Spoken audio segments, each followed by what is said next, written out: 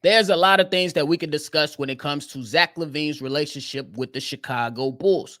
One report out there believes that Zach Lavine will be the main cause for the Chicago Bulls dysfunction this season. I want to talk about it. You know we going to talk about it, break it down, but you know you got to hear the music first. Cognac, gang.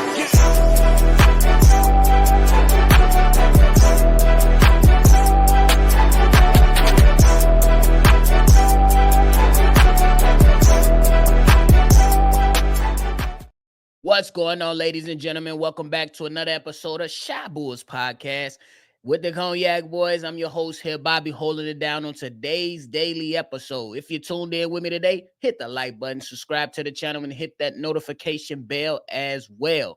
Look, a lot of things to discuss for these Chicago Bulls, and right now it seems like the Chicago Bulls and Zach Lavine will continue this partnership for just a little bit longer.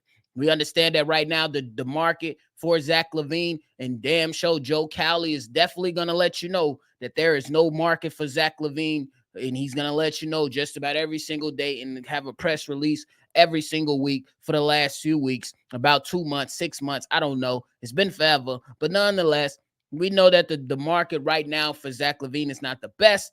We know that the Bulls front office don't feel like there is a competitive offer that has been offered for Zach Lavine, and they just don't want to give him up for a pack of 9-laters or a pack of sunflower seeds, when rightfully so. But I want to talk about what Joe Cowley had to say. He had some things to say with the Chicago Sun-Times where he dropped in his column, and he also did an interview with CHGO just to kind of elaborate on that said article, to where he pretty much believes that Zach Lavine will be the cause of the Chicago Bulls dysfunction this season, with the way that Zach Lavine is going to be paired or pretty much held in what Joe Cowley called as a hostage situation, because the Bulls don't want him. Zach Lavine doesn't want to be there, but the market is not good enough to trade Zach Lavine. So Zach Lavine has to do some rehabilitation with what he has going on so the Chicago Bulls can move him. And if the Bulls really want to lean into this youth movement, they got to get rid of Zach Lavine, because we don't know necessarily how he really feels about Billy Donovan. I'm paraphrasing there. If you want to check out the column, go ahead and check it out on Chicago Sun-Times. And then the interview, the small little 5-minute interview that he did with CHGO is also online as well. But I want to talk about the dysfunction part. First, I want to talk about the relationship between Zach and Billy Donovan. Now, I'm not going to sit here and act like I know everything, because I don't. I'm just going off what they have shown me, and I'm drawing conclusions based off that. Ever since Zach Lavine was benched by Billy Donovan, things were a bit shaky between him and Billy Donovan. We've heard about several team meetings. Remember, after the first game, they had a team meeting of this past season before Zach Lavine, played a few more games and then eventually got hurt. We don't really know the dynamic of their relationship, but I do know that there were examples of Zach Lavine on the court waving off Billy Donovan, walking towards the bench. Billy Donovan appears to be calling certain plays or wanting certain things to be done on the basketball court, and Zach Lavine appears to be doing other things. And to keep it a buck with you, as my man C-Dub put it, Zach Lavine, for the time that he was out there this past season, you could tell he didn't want to be a Chicago Bull. And he bullshitted us. Can we keep it a buck? Can we say that?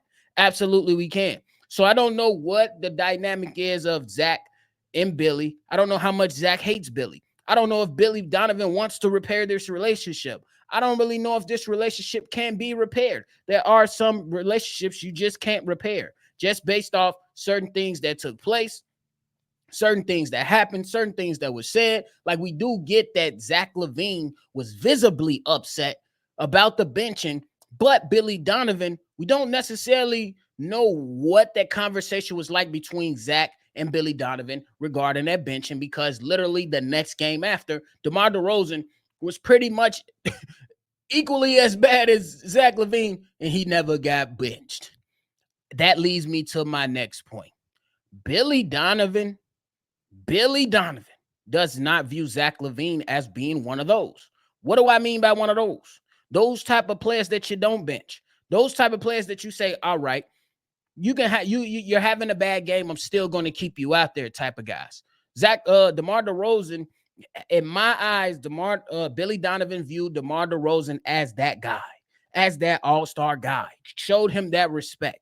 I'm not saying he didn't respect Zach Lavine. I'm not saying he hated Zach Lavine. I'm just saying that when Billy Donovan looked at DeMar DeRozan, he saw a fine-ass woman. When he looked at Zach Lavine, he needed a few drinks to make Zach look like a fine-ass woman. Are y'all picking up what I'm putting down? I hope so. So for the ones that don't understand, it's just that Billy Donovan felt like the star of the squad was DeMar DeRozan. He was that extension of Billy Donovan on and off the court. Zach Lavine was just a good player that was on the squad, you know what I'm saying, that Billy Donovan just had on the squad. And I say all that to say this. That's why this relationship needs to move on. Because Billy Donovan does not see Zach Lavine in that light. You know what I mean? And it could be a number of reasons.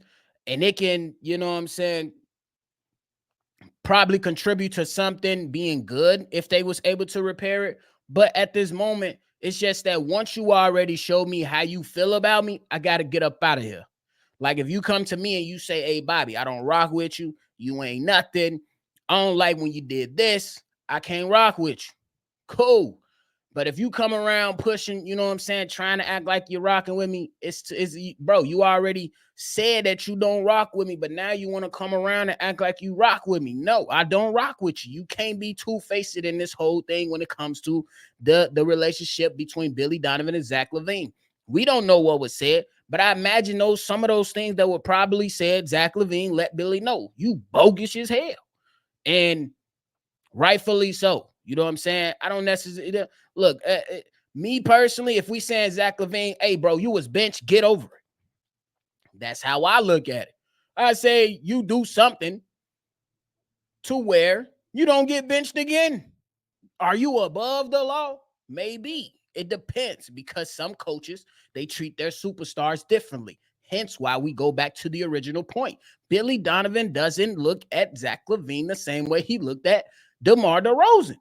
DeMar DeRozan, that was never a threat of DeMar DeRozan being benched. There was never a question in Billy Donovan's mind for DeMar DeRozan being benched. There was never a question for DeMar DeRozan or Billy Donovan to say, DeMar DeRozan, you not taking the last shot of this game unless you're hurt. That was never a question.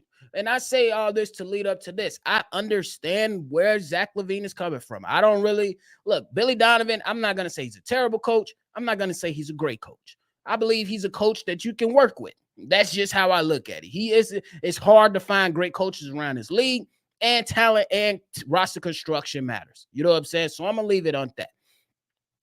Zach Lavine, though, you got to push that shit to the side, bro. I say this right now. Zach Lavine can't afford to be a distraction to the Chicago Bulls or the NBA right now. You see that Zach Lavine has fallen into this glass mason jar. Remember when we used to catch the lightning bugs back in the day? You catch that and you hold that bug in that mason jar. Zach Lavine fell in that motherfucker. And you know what the narrative is. We just want this thing to light up. Zach Lavine is in that thing, and we just want him to light up. We just want him to impact scoring. We just want him to impact winning. We just want him to show consistent effort. We just want him to eventually live up to what we paid him. Those are all the things that's going on and being said while he's circling his jar. Where's the impact in winning? They bring up his career winnings. They bring up the win shares, how much he contributes to winning. They look up at the stats. They say, yeah, you had a nice stretch, but then there was a major drop off this past season. What happened? Injuries have been coming into play. He's not a winning player. He's a locker room distraction. The dysfunction right here is coming from Joe Cowley already. He can't afford to be a distraction right now. If your ultimate goal is to get out of Chicago, you need to sit your behind down, talk to AK Mark Eversley, come up with a plan. Look, I'm going to be as most professional as I can. but I need you to get me out of here. Can you do that? Because as of right now, I don't know where Zach Lavine go. I don't know what Zach Lavine can do. You can't come out the damn tunnel with a fat suit like James Harden. They still view James Harden as one of those top players right now compared to Zach Lavine. You can't come out here and determine where you want to go like you're Kevin Durant. You don't have a no trade clause like Bradley Beal to have your leverage. You have no leverage. The NBA world has the leverage. So it's either you're gonna go ahead and rehabilitate and help this young team and exceed some expectations and be able to do some things to make sure that you're good,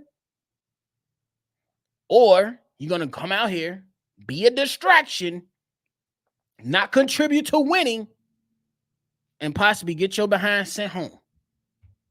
I don't think that's in the Bulls' plans, but it's always on the table for discussion, right?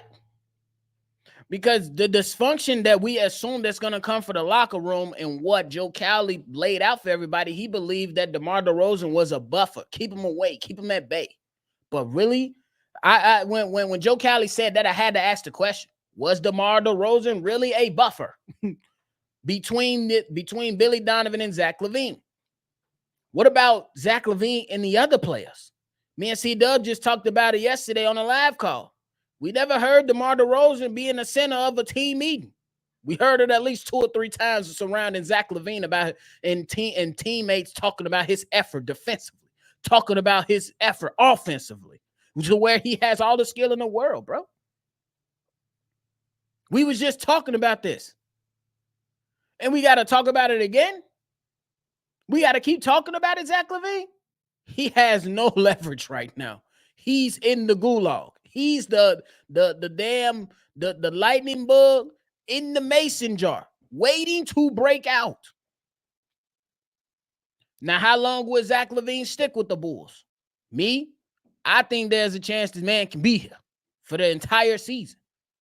I believe there's always that possibility. Do I want it to happen? Absolutely not. I would have traded Zach Lavine weeks ago, if you ask me, because I'm ready for the youth movement. But that's not the reality right now.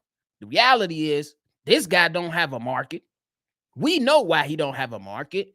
It's kind of crazy, but nobody wants to trade for the guy because they don't believe in him and his abilities to impact winning. He can't be a distraction, bro. The league has spoken. Did you see what Kyrie Irving had to do to get from up under that narrative? Did we see that? Did we see how Ron Artest back in the day had to change his name to Meta World Peace?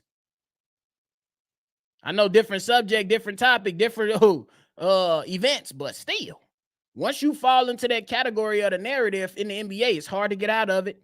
Look what happened to Carmelo Anthony, one of the greatest basketball players this league has ever seen, at least one of them. You know what I'm saying? One of the great forwards in his league. What happened? When he said, AP, they want me to come off the bench. Oh, you trying to make a mockery out of us? We're going to show you something. He was off a team and had to take some 1-year deals after OKC. And he still had game left. Look, Zach Lavine, he going to have to work for it. That's what it really comes down to. He can't afford to be a distraction.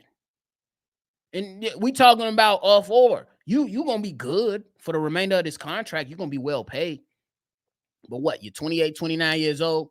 Your contract up in 3 years, you'll be 32. You don't want to get paid one more time before you got to call it quits?